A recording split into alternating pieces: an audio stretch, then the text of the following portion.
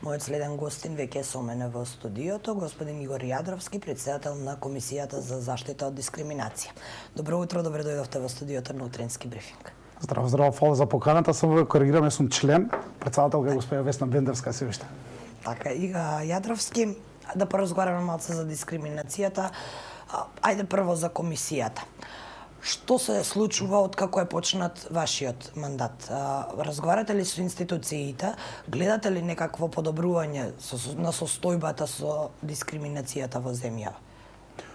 Така, малу увод само за да им биде јасно на гледачите, ние бевме избрани пред некои си 3,5 месеци, значи на 25 јануари започна нашиот мандат кога собранието не изброи, тогаш почнуваме ние со работа. Тоа значи дека комисијата всушност е избрана, дека е конституирана и од тогаш започнува мандатот, односно од тогаш почнуваме да ги извршуваме сите оние законски надлежности.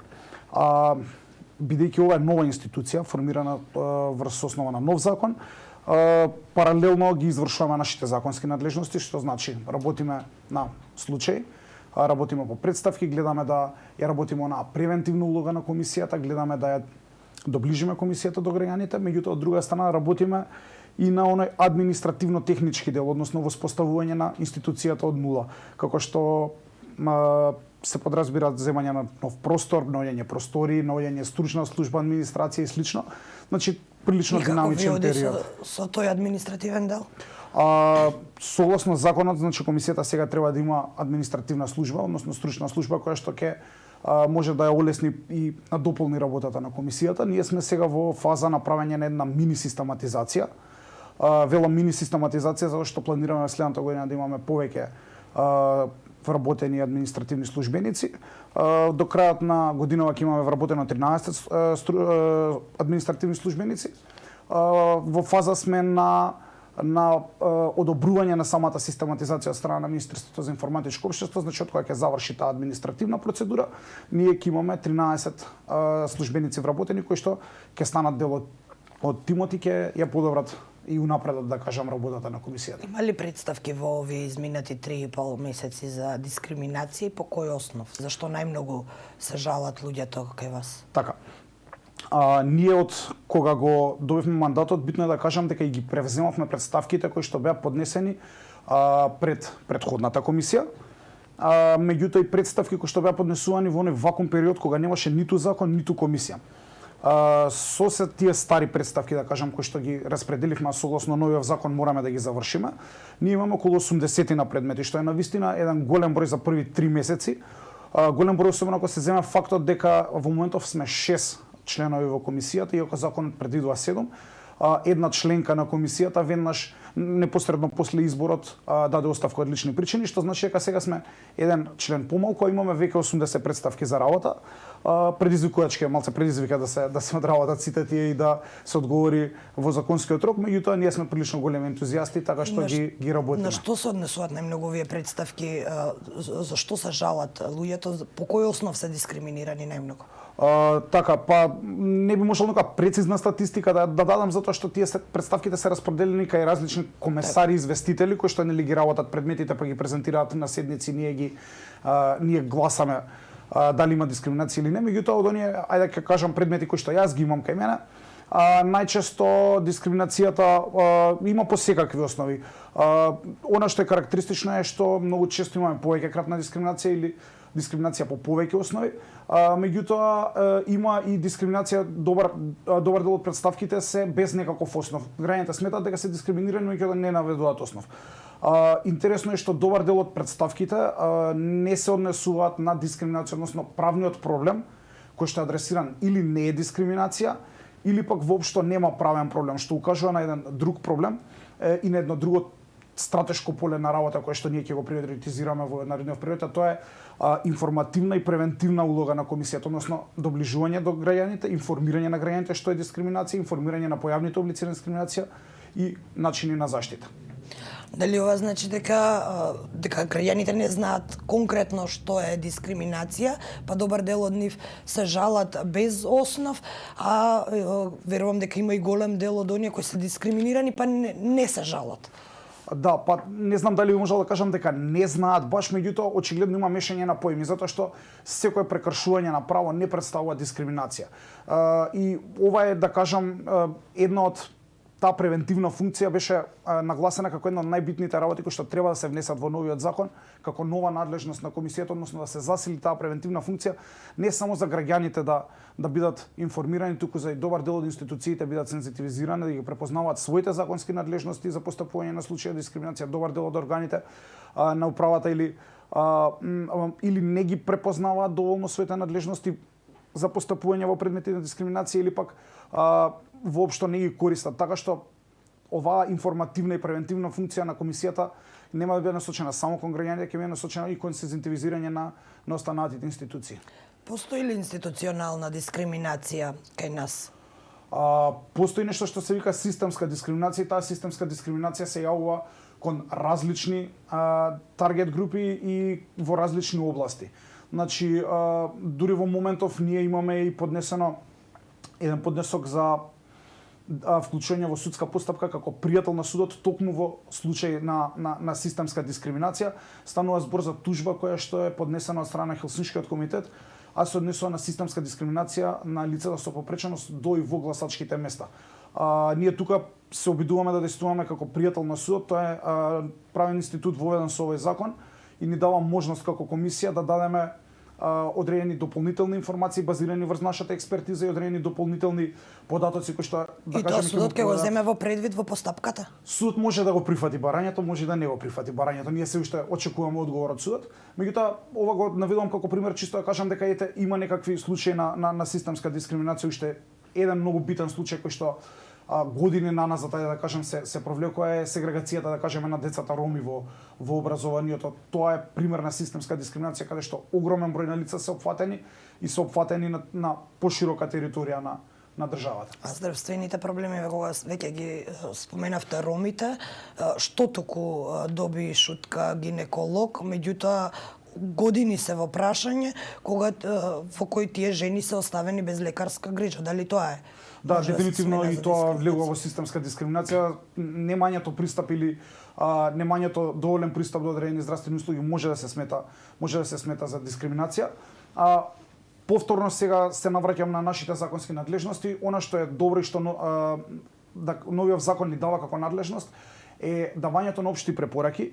И ова е уште една работа која што комисијата доста често ќе ја користи и ваквите општи препораки имаат токму за цел да ја сузбијат, односно да ја превенираат или веќе ако е направена да ја коригираат таа системска дискриминација. Општа препорака се дава кога не мора да има поединечна представка од страна на некој граѓанин, не мора да има некаква постапка, туку едноставно комисијата утврдува дискриминација за тоа што со одредени дискриминаторски действија се опфатени поголем број на луѓе. Кога се жените во прашање, оваа тема е многу актуелна во последно време, не само поради насилството врз жени и борбата против насилството. Знаеме што ни се случуваше изминативе месеци, изминативе години, почнувајќи од онаа скандалозна јавна соба на Телеграм, па се до огромен број случаи на семејно насилство, но кога разговараме за жените, тоа се обично кога се работи за дискриминација, се прашања кои обично ги отвараме само на 8 март, но еве сега сакам да ве прашам, жените во Македонија според статистиките се уште земаат помали плати од мажите. Има ли представки од жените? Колку жените се жалат? Колку жените препознаваат дискриминација? И случајот со пристапот до лидерски позиции? Да, одлични прашања. Не сум сигурен дали ги имам баш сите прецизни податоци, меѓутоа мислам дека родовиот јас во плати во Македонија некаде се движи некаде слично како во Европа. Не би калкулирал со бројки, ама знам дека е тука некаде. Она што е интересно е што имав можност да работам на едно истражување кое што го адресираше баш овој проблем, значи на еднакво плаќање за еднаква работа од еднаква вредност помеѓу мажите и жените. Не беше толку концентрирано кон родовиот јас на плати, тоа е веќе податок кој што го имаме утврден. Интересното беше што истражувањето покажа дека не постои апсолутно ниту една постапка, без разлика дали е судска, без разлика дали е управна постапка, во која што одредена работничка жена се жали дека зема пониска плата од нејзиниот колега маж кој што работи на еднаква работа или пак работи различна работа со еднаква вредност. Тоа значи дека овој проблем не е препознаен дефинитивно кај нас, не само што не е препознаен од страна на граѓаните, не е препознаен од страна на институциите. Во моментов се изработува нов закон за работни односи, каде што овој принцип ќе биде малце подобро обработен, а истиот потекнува од директива на Европската унија, така наречената РЕКАС директива, и таа го адресира ова прашање. Се надеваме дека со инкорпорирањето на овој принцип во самиот закон за работни односи и додатно негово разработување, како и усогласувањето на законот за работни односи со законот за спречување и заштита од дискриминација, ќе имаме некакво подобрување во оваа состојба. Уште една од групите кои се наголемо дискриминирани е ЛГБТ заедницата, иако во изминативе неколку години можеме да забележиме одредено унапредување кога е менталитетот во прашање на балконот повеќе не се случуваат оние насилни настани на плоштадите, меѓутоа се уште лицата припадници на ЛГБТ заедницата се жалат за дискриминација, конкретно затоа што не се дозволуваат истополови бракови и ред други права кои ги има остатокот. Каков е ставот на комисијата по ова прашање? Да, ќе се сложам дека имаме некакво поместување и подобрување, да кажеме самата парада која што се случи, нели, Прајдот, кој што е еден голем исчекор напред во борбата за еднаквост на ЛГБТ популацијата, како и да кажеме во последно време нешто што е многу актуелно, законот за правно признавање на родот, се некакви чекори кои што представуваат одење напред, исто така формирање и одржување на интерпарламентарна група која што ќе работи на прашања поврзани со ЛГБТ популацијата. Тоа се, да кажеме, чекори кои што не може да кажеме дека не се напредување, меѓутоа да, се уште постои дискриминација. Ние во овие представки кои што ги преземавме и кои што ги работиме, чинам дека се уште немаме представка за дискриминација врз основа на сексуална ориентација и родов идентитет, што не значи дека нема. Имено новиот закон ги вклучува овие основи како нови основи, а самото нивно таксативно набројување, експлицитно набројување во законот е направено со цел поголема заштита и превенција од ваква дискриминација. Што се однесува до истополовите бракови, не знам дали можам да кажам мислење на комисијата, бидејќи колективно тело и навистина не стигнало на маса тоа. Мислам дека тоа не е едно едноставно прашање кое што може да се одговори вака или така. Во извештајот на ЕКРИ кој што го поднесува Република Северна Македонија, ЕКРИ е Европска комисија против расна недискриминација, и тука земјата репортира на одредени прашања. Има препорака дека треба да им се овозможи на лицата кои што сакаат да склучат истополови бракови да склучат, и таа препорака не е се уште исполнета, не е испочитувана. Пак ќе кажам, тоа не е едноставно прашање кое што може комисијата да го одговори со да или со не. Туку е уште едно прашање кое не е едноставно, всушност многу покомплицирано. Се работи за рамковните вработувања кои предизвика голема прашина во јавноста поради тоа што еден од сега веќе разрешените директори одби да ги прими овие рамковни со образложение дека го немаат адекватното образование.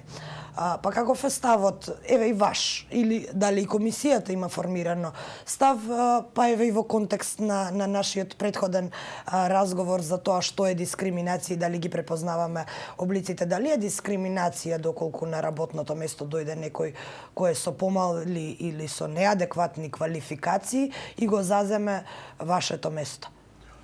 Дефинитивно може да има дискриминација врз основа на образование. Ова го прашам бидејќи е политичка одлука, сите сме свесни дека е тоа политичка одлука, но и да, тоа е една етничка група која треба да се прими, но таму веќе има луѓе од истиот етникум со конкретното образование кое го чекаат тоа место. Па дали се тие луѓе дискриминирани?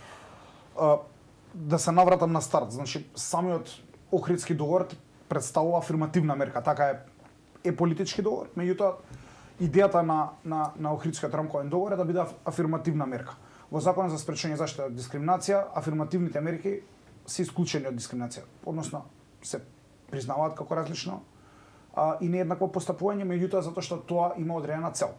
И сега не би навлагал натаму како се спроведува рамковниот договор, не е тоа апсолутно никаква надлежност на комисијата, ниту пак полен интерес.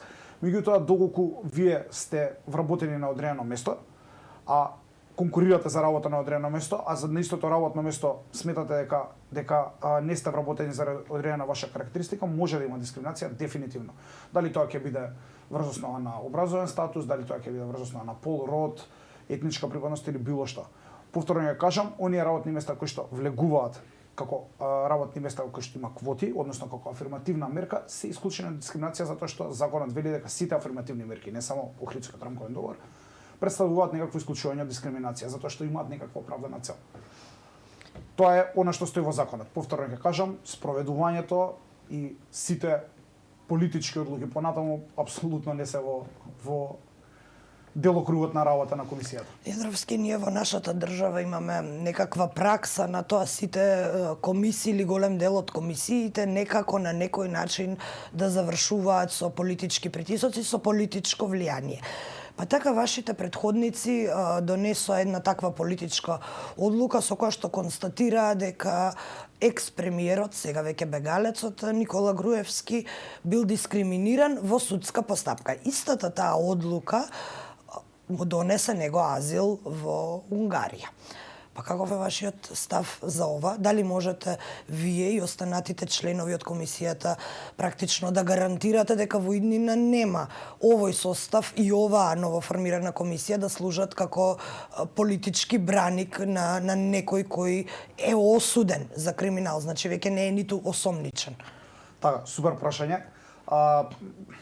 Би можел да го коментирам. Не само случајот со Груевски е јавно достапен, познат и слично, меѓутоа имате одлуки на претходните комисии кои што опфаќаат голем број на лица, значи одлуки кои што опфаќаат поголема таргет група, па дури и случаи кои што не се завршени или биле завршени на некаков